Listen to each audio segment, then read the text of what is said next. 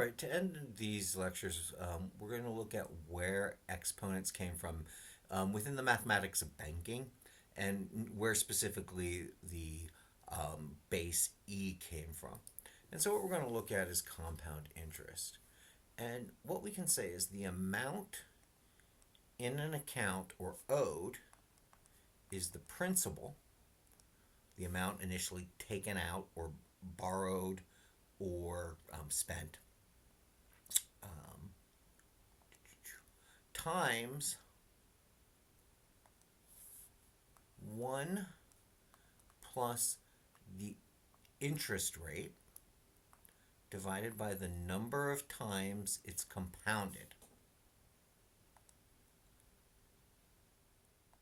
And then that's all to the power of the number of times it's compounded times the amount of time. Now, generally, the rate is the interest percentage per year, and T is measured in years. N is how many times you break that up. So if it's compounded quarterly, N equals 4. If it's monthly, N equals 12. If it's weekly, N equals 52. And so on and so on. And so what happens is when you take out money and there's an interest rate, the amount you owe has to have that rate applied to it. So let's look at an example. Let's say I take out a loan and the principal for $1,500 at a rate of 6%. And it's going to be compounded quarterly.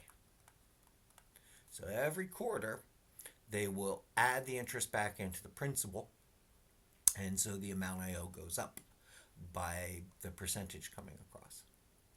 So, if I look at this, compounded quarterly.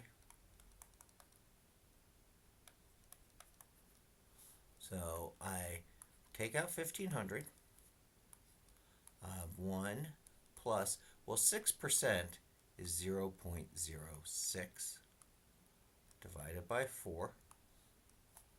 And then 4 times, and let's say how much will I owe in we'll do 5 years on all of these. So we'll ask the question of 5 years. And we're going to look at how interest compounds differently. So if I run to my trusty calculator,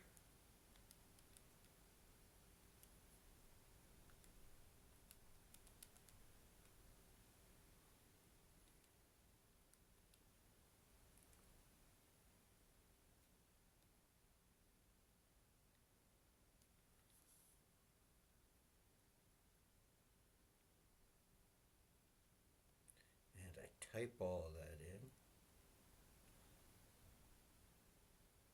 times, let me see here, I think I missed a number up here.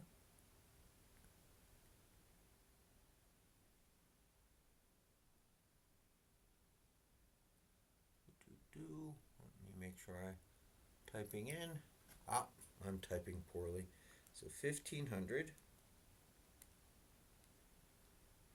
times 1 plus 0.06 divided by 4 to the power of 4 times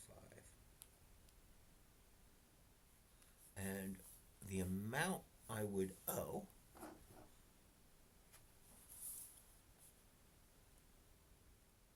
is $2,020.28.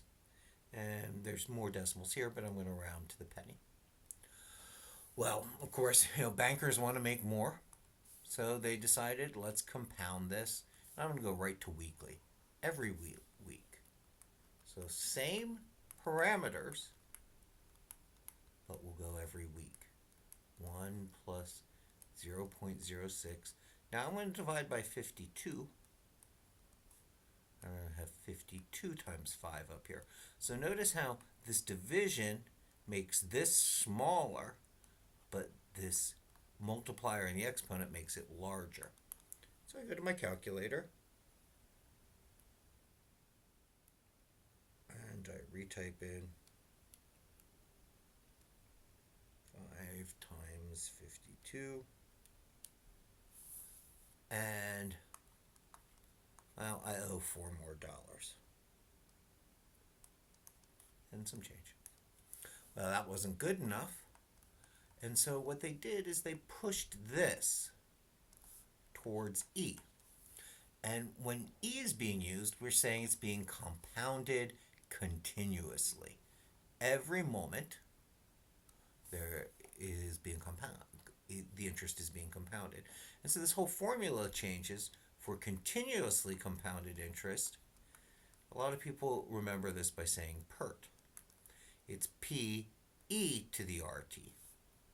And so, again, I want to invest the original $1,500 at a rate of 0.06 or 6% for 5 years.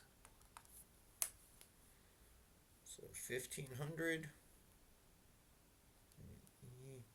0.06 times 5,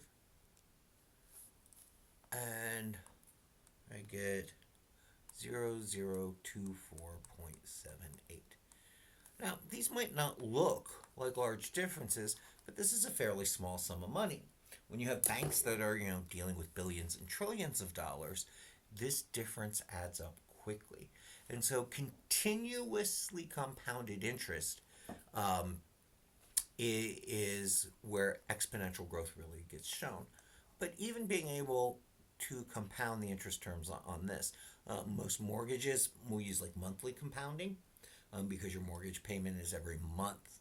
And so understanding that the more often it's compounded, or the more often they calculate that percentage and throw it back into the principal, shows how quickly this can grow. And you'll play with some problems where you'll have to play with this.